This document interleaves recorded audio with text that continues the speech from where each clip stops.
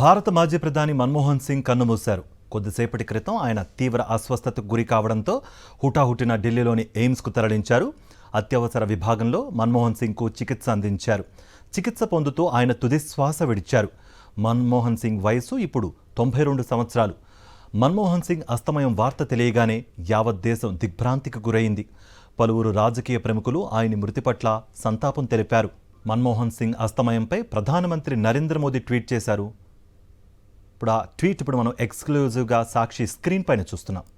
ఇప్పుడు మనం సాక్షి స్క్రీన్ పైన ఎక్స్క్లూజివ్గా చూస్తున్నాం. మన్మోహన్ సింగ్ మాజీ ప్రధాని మృతి పట్ల ప్రధానమంత్రి నరేంద్ర మోదీ ట్వీట్ చేశారు. India mourns the loss of one of the most distinguished leaders, Dr. Manmohan Singh ji, rising for the humble origin. He rose to become the respected economist. He served in various government positions as well as including as a finance minister, leaving a strong imprint on our economic policy over the years. His inventions అంటూ Narendra Modi tweet చేసిన tweet ఇప్పుడు మనం చూస్తున్నాం. మాజీ ప్రధాని మన్మోహన్ సింగ్ మృతి పట్ల భారత మాజీ ప్రధాని మన్మోహన్ సింగ్ కన్నుమూశారు. కొద్దిసేపటి క్రితం ఆయన తీవ్ర అస్వస్థతకు గురి కావడంతో హుటాహుటిన ఢిల్లీలోని ఎయిమ్స్కు తరలించారు. అత్యవసర విభాగంలో మన్మోహన్ సింగ్కు చికిత్స అందించారు. చికిత్స పొందుతూ ఆయన తుది శ్వాస విడిచారు. మన్మోహన్ సింగ్ వయసు ఇప్పుడు 92 సంవత్సరాలు.